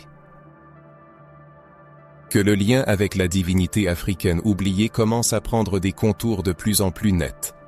Le livre d'Enoch n'est pas simplement un apocryphe perdu parmi tant d'autres. C'est une clé spirituelle qui ouvre la compréhension de ce qui a été caché, déformé ou délibérément supprimé du texte habituel de la Bible. Contrairement aux livres canoniques, il raconte ouvertement l'histoire d'êtres qui ne se sont pas soumis à Yahvé, d'entités célestes descendues sur terre et transmettant directement aux hommes des connaissances spirituelles, sans l'intermédiaire des temples, des lois mosaïques ou de toute autre structure officielle. Ces êtres sont nés musulmans de se trouver des lieux fondés des entités possédant probablement des caractéristiques uniques. Les données déposées ne sont absents de la Bible traditionnelle. Dans le livre d'Enoch, ils sont décrits de manière profonde, détaillée et respectueuse, apparaissant abondamment. Des démons, mais comme des êtres spirituels, descendus volontairement sur terre pour enseigner et aider. C'est pour cela qu'ils sont éparpillés. Quel rapport tout cela a-t-il avec le Dieu africain? Le plus direct, car dans ces descriptions souvent énigmatiques, se dessine l'image d'un être qui ne s'est pas prosterné devant le trône céleste, non par rébellion égoïste, mais par fidélité à une mission supérieure, libérer l'humanité de l'ignorance. Un être convaincu que la connaissance spirituelle doit être accessible à tous, et non être le privilège d'élus. Un être descendu vers les hommes pour les instruire, les guider et leur ouvrir les yeux. En agissant ainsi, il entrait inévitablement en conflit avec les forces spirituelles dominantes. Et si cet être n'était pas un ange?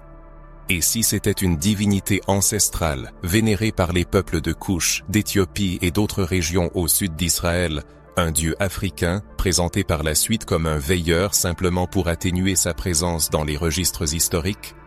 Cela expliquerait pourquoi il n'est pas mentionné dans la Bible traditionnelle, mais occupe une place importante dans les textes parallèles, et pourquoi sa mission spirituelle a été réinterprétée comme un péché, une désobéissance et une erreur. Dans le livre d'Enoch, ces êtres sont décrits comme ceux qui ont révélé aux hommes les mystères des cieux, le mouvement des étoiles, le pouvoir des herbes, l'usage du langage et la science de l'esprit. Mais pourquoi cela devrait-il être considéré comme un péché? Pourquoi la transmission de la sagesse est-elle considérée comme un crime spirituel? Parce que la connaissance donne la liberté, et les êtres spirituellement libres ne se laissent pas contrôler ni manipuler, ne craignent pas la punition, et par conséquent représentent un danger pour les puissants. Au point de convergence de la spiritualité et de la politique, on découvre souvent des vérités qui sont restées longtemps dans l'ombre. Ce qui était autrefois interdit n'était pas toujours maléfique. Parfois, c'était simplement un défi aux structures de pouvoir établies.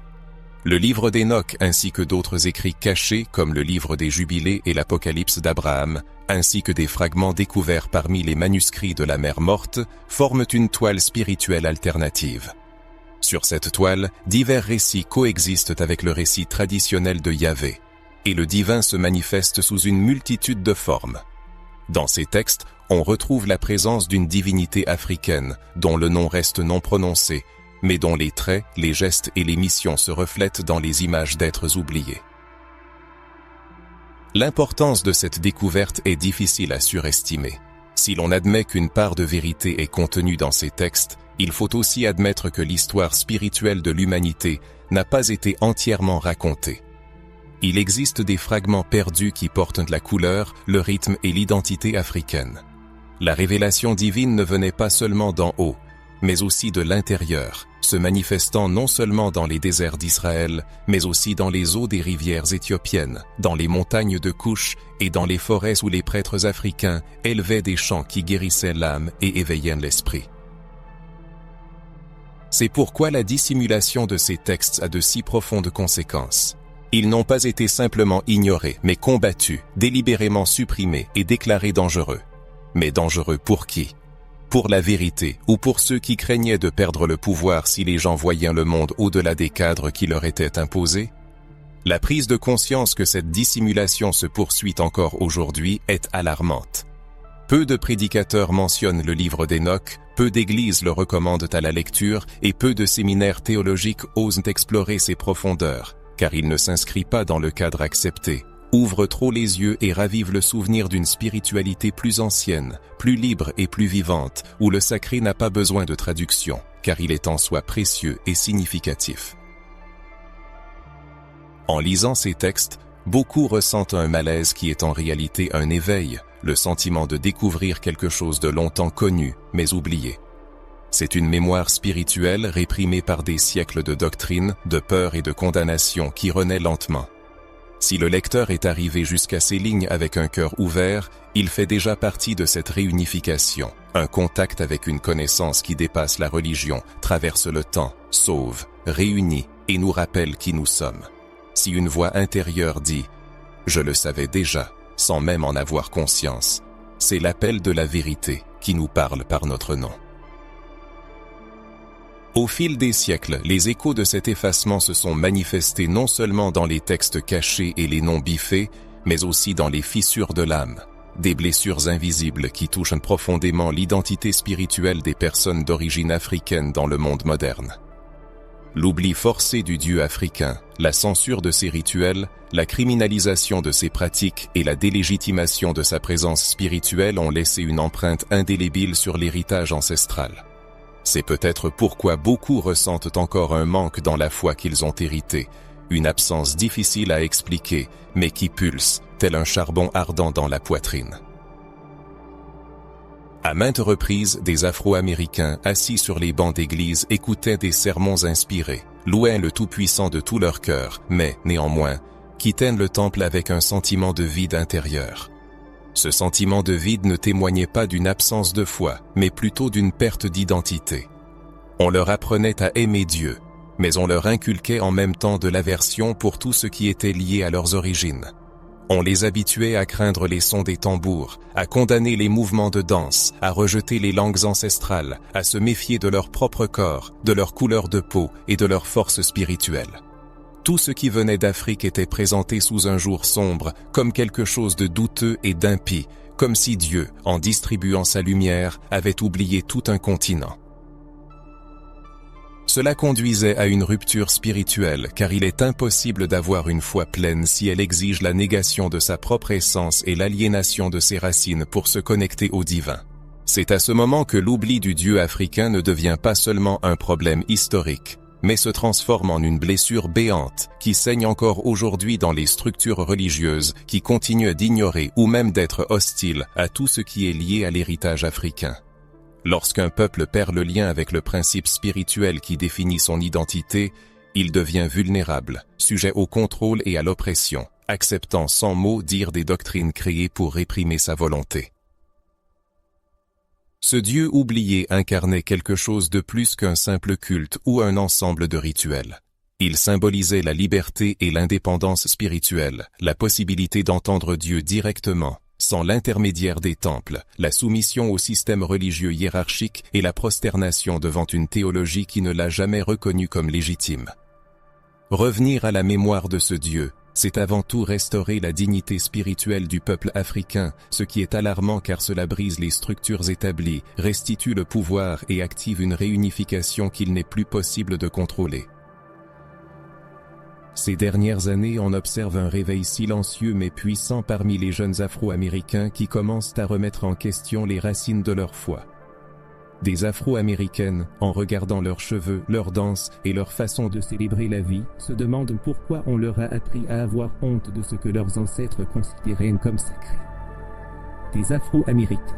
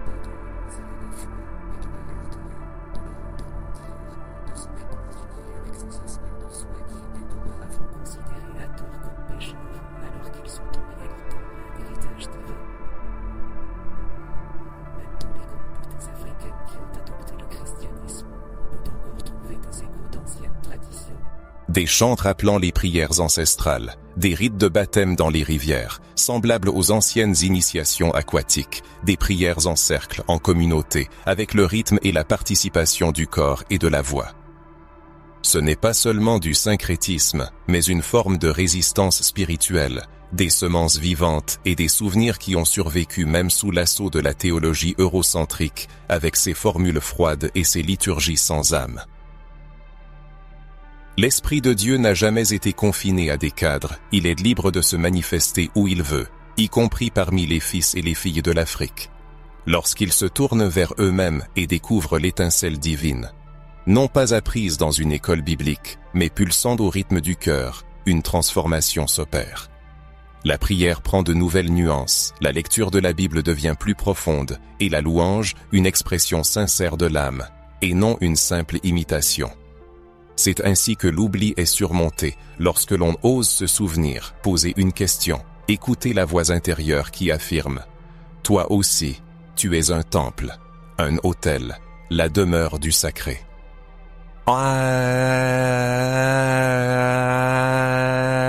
C'est pourquoi de tels contenus sont si importants. Ils n'offrent pas de réponse toute faite, mais ouvrent des chemins, ramènent aux origines, réunissent et guérissent. Si ces mots ont touché l'âme, provoqué un écho, des émotions ou une clarté, cela signifie un éveil de la mémoire. Il est important de partager ce message avec ceux qui pourraient en avoir besoin, car le mouvement spirituel n'acquiert de sens que dans l'action collective, et ensemble nous ne sommes qu'au début du chemin. Après tout ce qui a été dit sur les noms effacés, les écrits censurés, les entités cachées et les souvenirs spirituels violemment refoulés dans l'oubli, nous arrivons à un moment clé. Un carrefour spirituel où chacun doit répondre à une question qu'il n'est plus possible d'ignorer. Qu'est-ce qui définit le sacré? Et qui a le droit de décider ce qu'est la révélation et ce qu'est l'hérésie? Pendant des siècles, on nous a appris à accepter sans réserve tout ce qui est contenu entre les couvertures de la Bible. Le doute était considéré comme un péché, l'étude d'autres textes comme une déviation du chemin et les voies des ancêtres comme une tentation. Mais que se passerait-il si ce chemin était incomplet? Et si on ne nous avait raconté qu'une partie de la vérité, divisant la révélation en deux et n'offrant que la moitié qui était avantageuse pour ceux qui cherchaient à conserver le pouvoir? Une blessure insidieuse s'est enracinée dans la société, infligée par une spiritualité institutionnalisée. Elle affirme qu'il n'existe qu'un seul chemin vers la sainteté, une seule manière d'entendre la voix divine, un unique scénario spirituel correct, tandis que toutes les autres approches sont déclarées hérétiques. Cette vision limitée engendre un fossé, aliénant des millions de personnes qui se sentent coupables de leur intuition, de leurs racines et de leurs questions. Le paradoxe, c'est que nombre de ces personnes rejetées possèdent des dons spirituels profonds, une intuition aiguë et de véritables vocations. Mais on les a convaincus que tout cela était erroné, une déviation ou une manifestation du mal. En conséquence, le peuple est coupé de son essence, de ses racines spirituelles. La question se pose, pourquoi le sacré devrait-il toujours correspondre aux standards européens? Pourquoi les images de la spiritualité sont-elles presque toujours représentées par des personnes blanches aux traits européens, vêtues de vêtements qui ne correspondent pas au climat et à la culture dans lesquels les événements bibliques se sont déroulés? Pourquoi le divin a-t-il été européanisé et uniformisé? À qui profite l'image d'un Jésus aux yeux bleus au lieu d'un Jésus, fils d'une terre chaude, ayant grandi parmi des gens à la peau foncée et à la riche tradition orale? Qu'est-ce que l'hérésie? Est-ce que simplement une question? Est-ce une recherche au-delà des limites établies? Est-ce écouter les voix des anciens de sa lignée spirituelle? Est-ce que douter que le Dieu exclu de la Bible canonique ne soit pas une continuation légitime du même esprit que nous appelons aujourd'hui saint? Si l'Esprit de Dieu souffle où il veut, comme l'a dit le Christ, pourquoi n'aurait-il pas pu souffler dans les forêts d'Angola, sur les collines d'Éthiopie, sur les rives du Nil, parmi les prêtres dansant autour du feu et invoquant la présence divine par des chants et des tambours? La révélation ne peut être limitée à un seul livre. Un livre n'est qu'un instantané, un moment figé, mais Dieu est mouvement, éternité, souffle. En fermant la fenêtre à ce vent sacré, l'homme ne se laisse qu'une religion dépourvue de révélation. L'hérésie est souvent non pas ce que l'on cherche, mais ce que l'on refuse de voir. Et beaucoup de ceux qui aujourd'hui pointent du doigt, qualifiant d'hérésie tout ce qu'ils ne comprennent pas, rejettent involontairement les manifestations légitimes de la révélation divine, qui parle en différentes langues, dans les rythmes, les danses et les symboles des ancêtres. Qui détermine ce qui est sacré? Qui décide que l'expérience spirituelle de tout un peuple n'a aucune valeur? Qui affirme que la manière de quelqu'un d'adorer, de prier et de se connecter à l'invisible est inférieure ou trompeuse? Le même système qui a effacé le nom du Dieu africain a établi quelles voix pouvaient être entendues et lesquelles devaient être étouffées. Mais aujourd'hui, de plus en plus de gens entendent ces voix étouffées, ressentent le poids du silence et comprennent que peut-être leur foi a besoin d'être repensée en tenant compte des parties qui ont été cachées. Et la prise de conscience de cela n'est pas une hérésie, mais une libération, une réunification et un retour aux sources. Beaucoup en viennent à comprendre que le sacré n'a pas de forme unique, qu'il pulse à l'intérieur et se manifeste dans les détails, dans les questions sincères et dans les réponses fiables. Cette prise de conscience ouvre des portes qui étaient verrouillées par la culpabilité, la peur et les manipulations spirituelles. Mais maintenant, chacun a la clé. Parce que là où il y a une vraie recherche, il y a la révélation. Là où il y a une soif sincère, il y a la réponse. Et là où il y a le courage de regarder ce qui a été caché, il y a la libération. La révélation ne se limite pas aux pages des livres sacrés. Elle continue de vivre et de respirer en chaque être humain, au plus profond de son cœur, dans sa mémoire spirituelle et dans son lien direct avec le divin. Cette connexion est unique et personnelle, elle ne requiert l'approbation de personne et n'a pas besoin de passer par des barrières doctrinales. Elle est authentique et n'appartient qu'à vous. Par conséquent, avec sincérité dans la voix, la question se pose.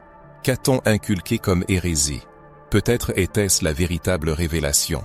Et qu'a-t-on érigé au rang de vérité sanctifiée? N'était-ce pas un contrôle déguisé?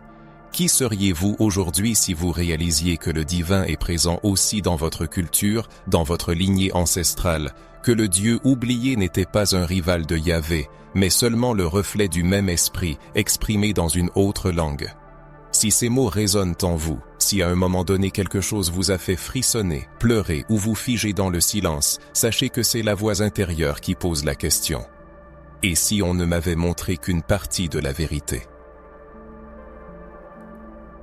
Et si vous êtes arrivé jusqu'à ces lignes, prenez une profonde inspiration, car seuls ceux qui ont le courage de parcourir ce chemin jusqu'au bout sont prêts pour un éveil encore plus profond. Le simple fait que vous soyez ici en dit long.